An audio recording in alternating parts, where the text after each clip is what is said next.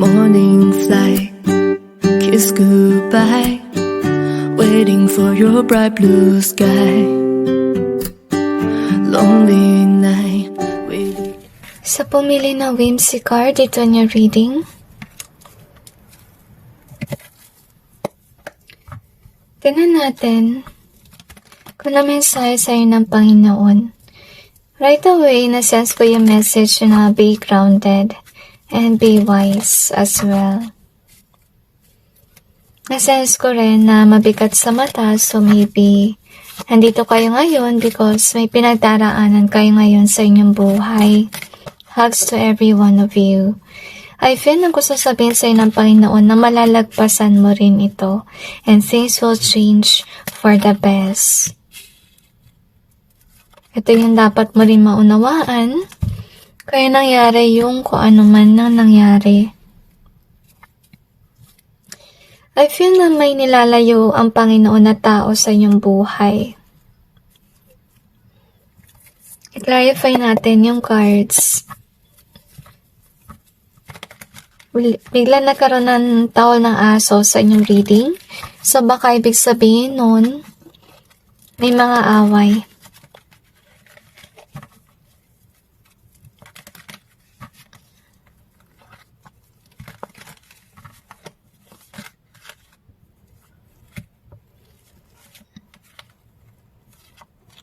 Okay.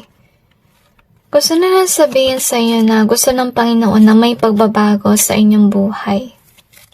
And that's also the reason why kung bakit kaya nilalayo sa mga tao na hindi nag-resonate sa inyong energy. So siguro yung pagbabago na yan, in your perspective, hindi mabuti. But that God is pointing you out na hindi na okay yung inyong buhay. That's the reason why kung bakit kanya pinotektahan at nilayo ka sa tao na materialistic. Okay? Kasi kung sino to, nasa-sense ko na ahas yung kanyang energy. Baka ginagamit na niya kayo sa pera o kaya dahil sa kanya, nawawalan kayo ng magandang opportunity for yourself. Maybe this is somebody na merong crab mentality, attitude na gusto niya siya lang yung angat, ikaw yung pabagsak. So, yun nangyari dito, nilayo ka ng Panginoon sa kanya kasi hindi ka nag-grow. Habang nandyan yung tao na yan sa iyong buhay. Ngayon, gusto sabihin sa ng Panginoon, ito'y nangyari, nagkaroon ng changes. So, ito yung sinabi niya, nilayo ka niya sa maling tao for your growth, para may pagbabago naman sa iyong buhay. Kasi ito yung mangyayari, guys, okay? So, as I told you, siguro may mga tao ka sa buhay mo na may crab mentality attitude.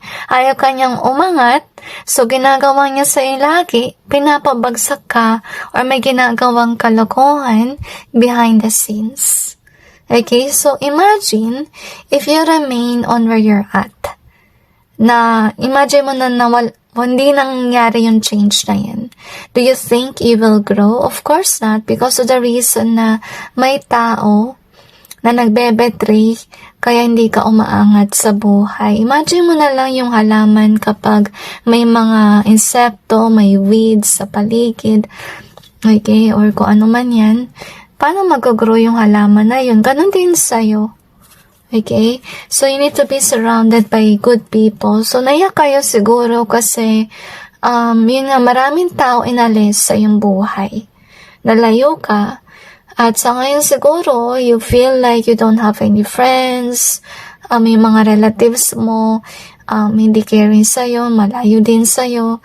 So, they remind you na kailangan to mangyari. For the best, okay? So, I feel here na ito siguro yung kinakatakot mo na kapag wala sila, you will become like this, okay? Like you will become unstable with regards sa pera. So, gusto sabihin sa'yo ng Panginoon na huwag ka masyadong codependent over people around you. You really have to be grounded on your own. And I'm sensing here as well na kaya nangyari yung changes na yan kasi baka yung nangyari is hindi ka na makapag-express sa sarili mo at saka masyado ka nang naging ganito yung energy. Kasi baka yung nangyari sa yung buhay is at yung mga tao sa paligid paligid mo, pinaprevent ka nila magsalita. Parang tinatakot ka, binigyan ka ng traumatic experience and so on. So, ito yung gustong mayari ng Panginoon na mawala na itong energy nang nakakulob ka lang. Kasi I feel, guys, that you are destined to be out there to speak your truth. Okay? Tsaka, to go after your goals and your dreams. And I feel naiyak ka kasi yun nga, may blockage and you feel that. At nilayo ka ng Panginoon sa kanila kasi you will be receiving these gifts. At gusto sabihin sa'yo ng Panginoon na maging maayos yung iyong buhay. And just have to focus right now on your work, on your career, okay? And remain grounded as you can see here. Maging kalmado ka. Huwag mo lagi isipin na, you want a person to complete you. Because I feel like, magkakaroon naman kayo ng partner na destined for you. Huwag mong madaliin. Yung gusto ng Panginoon sa ngayon, i-balance mo muna si career before you look for a partner. Okay? So, ito yung malungkot ka kasi ito yung gusto mo na may connections ka, may partner and so on. Pero sa ngayon, napilit ka ng Panginoon na maging single muna because I think you could be somebody na hindi mo man naranasan na maging single. Okay? Baka sinisip mo yung pagiging single ay hindi maganda. Okay? So far, kapag naging single ka, guys, ma-realize mo na magagawa mo yung mga bagay na hindi mo naranasan before. Lalo na kasi maybe you experience to be with a partner na talagang controlling sa'yo. Okay? And kung di man yan about sa partner, baka about yan sa family, maybe you hold back many times already in your life, yung man naranasan na mag-travel or kung ano man ang gusto mo.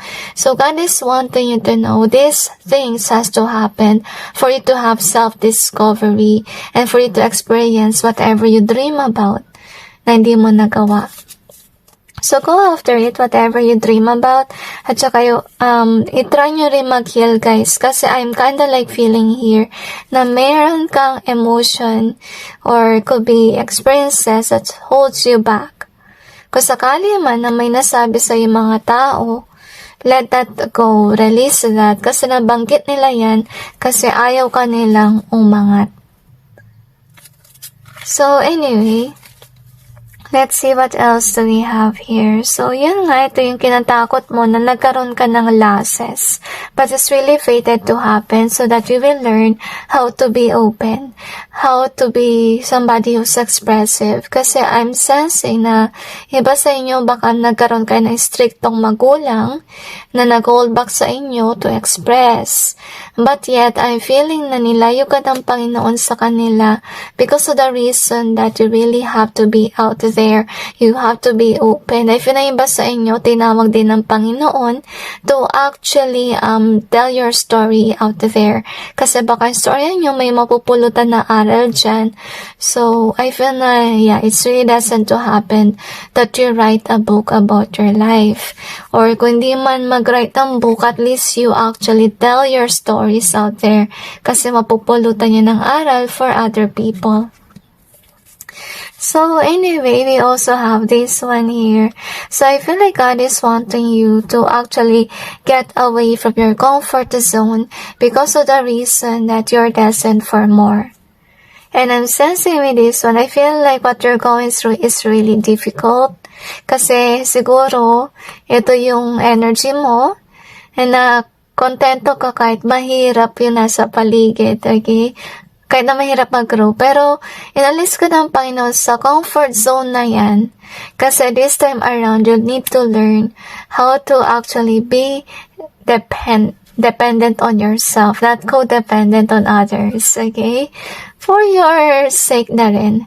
And I feel like God is wanting you to trust the process. Kung sakali man na-hurt ka kasi yun nga gusto mong magkaroon ng jowa, you got used to it, na may partner ka, but that God is wanting you to know that this has to happen so that you will finally meet the one for you. But that as of this time, God is calling you to retreat from whomever na inalis sa iyong buhay and focus on your work as of this time, or ground yourself first before love life. Okay? So, you have this card, whimsy. So, I feel like yung nangyayari ngayon sa iyong buhay, talaga nag-aalisan na inalis ang Panginoon yung mga tao na hindi mabuti sa inyong buhay. Maybe also addictions, or it can be yung mga basta anything that is toxic, anything that's holding you back from growing.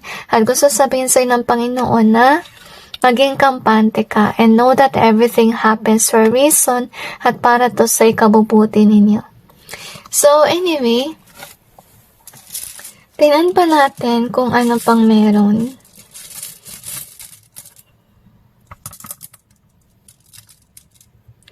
So we have this one in reverse. We also have the betray here.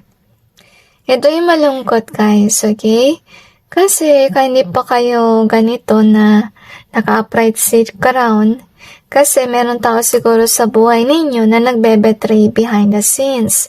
Ngayon, gusto sabihin ng Panginoon, nilayo ka niya sa taong ito, sa ahas, sa inyong buhay, kasi gusto ka na niyang umangat sa iyong buhay. So, nilalayo ka sa mga taong may crab mentality attitude na ayaw kang mag-grow. So, you also have that space here. So, as of now, you do have that space to do whatever that you want to do. The mass is in either way. Gusto rin sabihin ng Panginoon na baka na-overwhelm kayo kasi nakita mo na yung mga tao sa paligid mo on whom they are.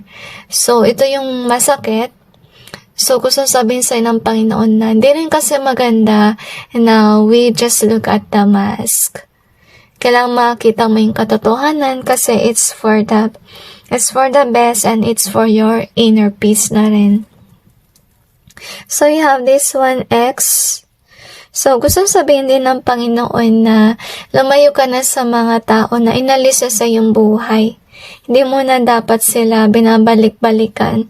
Kasi first of all, there's somebody who could be using you for money. Yung iba naman sa inyo, baka, yun nga, tinatry niyang i-block yung iyong blessings. So, kaya nilayo sila sa iyong buhay. So, first of all, they are toxic in your life, as you can see. Or maybe nilayo ka rin sa addictions kasi dahil dyan di ka nag-grow. So, make sure that you're letting go of something na nilayo ng Panginoon sa'yo. So, you have the alone in either way. So, God is asking you not to be afraid to be alone. Because by being alone, you will become stronger. Kasi finay nangyari dito na hindi ka na sanay talaga mag-isa. To the point na hindi mo na rin alam mag-survive on your own. So I'm feeling here na gusto sabihin sa'yo ng Panginoon na it's now time for you to learn how to be independent. At saka gusto sabihin ng Panginoon na sa ngayon, wag ka muna maghanap ng jowa. Focus ka muna on how to be independent. Kasi matagal na panahon na hindi mo naranasan na maging in solo. Kamu isipin lagi na masama maging solo, di maganda. Kasi may mga positive din naman ang pagiging single, guys. Hindi lang pulos negative yan. At saka huwag kami mag-alala sa love life kasi darating din naman ang panahon, magkakaroon ka rin ng lover. Tiwala lang talaga, guys, okay? So, you have the abuse in reverse. So, God is wanting you to know na nilayo ka rin sa mga tao na abusive at saka you need some time as well to heal whatever you encounter with these certain people para na rin magkaroon kayo ng what we call this, ang attitude to express yourself. At saka huwag kayong pangunahan ng fear. Okay? Kasi malayo na kayo sa tao na ganito yung energy. At yun nga, binigyan kayo ng pagkakataon ng Panginoon na maka-experience siya na wala yung mga toxic na yan sa paligid. Ngayon, tingnan naman natin kung ano pang mensahe ng Panginoon. I feel na kailangan nyo rin ng karma reading. So before we tackle on to it, let's see kung ano pang mensahe sa inyo ng Panginoon.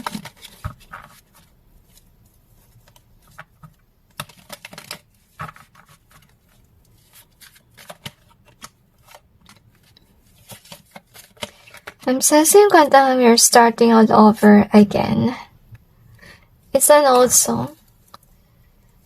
Yung Na-sense ko yung part ng kanta, Things I Never Forget. Parang ganun ba? Parang naiyak kayo, panalala nyo yung past. Pero gusto sabihin ng Panginoon na huwag nyo nang balikan yung past. Isipin nyo na may mga hindi maganda nangyari din doon. At saka isipin nyo rin na dahil din doon, kaya hindi kayo nakapag-grow. With regards can be sa inyong career, okay, or yung talento nyo, hindi nyo man na-acknowledge dahil sa mga taong yan. So, sana, you have to see the positive side of things rather than yung pulos negative na lang. And take some time to heal as well. Okay, so ito yung nangyari na naging stagnant kayo with regards sa yung buhay. Kasi you could be with somebody na hindi mo naman talaga so thrive. Malungkot dito, guys. Kaya, you let go in a hard manner because of the reason na ganito yung energy nyo na hindi nyo nile-let go. And that's also the reason why kung bakit naka-experience siya kayo ng, withdrawal from these people or from these certain things na masakit. Kasi yun nga, first of all, ay yung pakawalan. So, kailangan, nangyari dito, nagkaroon kayo na experience. So, experience it in a hard manner. So, next time around, kung ayaw mo ng ganitong hash na withdrawal, kusa na kayo mag-withdraw sa toxic situations. Ngayon, gusto sabihin ng Panginoon na huwag kayo mawalan ng pag-asa kasi by you being released from these certain things, may darating na bagong opportunity, can be about money, business, career, can be also about love life situation. So this is nice, guys, okay, but remind yourself na bago si love life, balanse mo muna si career. Okay, and after this, saka palang darating yung partner for you. But you really have to let go of people that are toxic. Isa rin sa rason kung bakit hindi mo nami-meet kung sino yung mga taong mabubuti kasi maybe you're holding on towards snakes. So, iwasan mo yun kasi isipin mo rin naman yung kondisyon kapag, let's say, sinend agad ng Panginoon yung mabuti habang surrounded ka ng snakes kasi may tendency, guys, na baka may gawin silang masama dun sa mabuti. So, ito rin yung dahilan kung bakit hindi mo pa talaga na-meet yung mga mabuting tao sa iyong buhay. So, that's the reason why it's really important to let go of something na hindi nakakabuti sa inyo. So, this time around, we're going to check kung ano naman ang karma ng mga tao na ahas sa iyong paligid.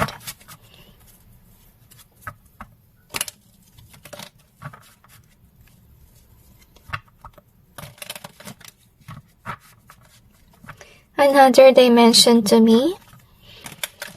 So, anyway, let's see what we have. I really sense yung energy na parang kayong parang natamad. Yun yung nasense ko na energy. But let's see kung kayo ng energy ba to, if it's you or this person. So, let's check what we have here. So, if ever your person is someone na controlling sa'yo, so makakatagpo rin sila ng girlfriend or partner, pwede rin boyfriend, okay, na somebody na controlling, manipulative. Kasi ito yung ginawa niya sa inyo. Kung ano man ang ginawa niya, and for sure, kung sino man talaga yung masamang tao na yan, hindi yan nakakabuti sa kanya. Akala niya siguro noong umpisa, this is the one, but in the future, this person will realize that this isn't, a good person for him or her. Pero gusto nilang umalis, pero hindi sila makaalis kasi baka may kasunduan or baka nakasal sila, kaya hirap siya malayo sa controlling na tao sa kanyang buhay. Isa rin sa kanyang karma, this person has to see you in this position na balanse na si career at ganun din sa yung money, which is nice, okay? And isa rin sa kanyang karma, guys, magkakaroon siya ng blockage with regards sa money at saka marami rin attack, batikos against this person at saka imbalance na yung pera at saka puno ng drama rin yung kanyang buhay. Ngayon, kung sakali man yung tao mo dating successful, mawawala yung success na yan, guys. Mawawala yung kung ano ang career na meron sa kanya. At saka yung masaklap neto, once wala na si pera, si career, hindi na siya actually titingalain ng mga tao. Kasi whomever this is, guys, okay, baka kasi iba sa kanila, micro-mentality issue, ayaw umangat yung iba, gumagawa ng mali sa iba, para hindi sila umangat, so mararanasan nila yan, na sila naman yung hindi umangat, at saka hindi sila titingalay ng mga tao dahil natanggal yung kanilang career, or pwede rin yung kanilang money. So anyway, that's it, guys, with regards sa yung reading. I just hope this may give you some insight about your situation, and God bless all of you.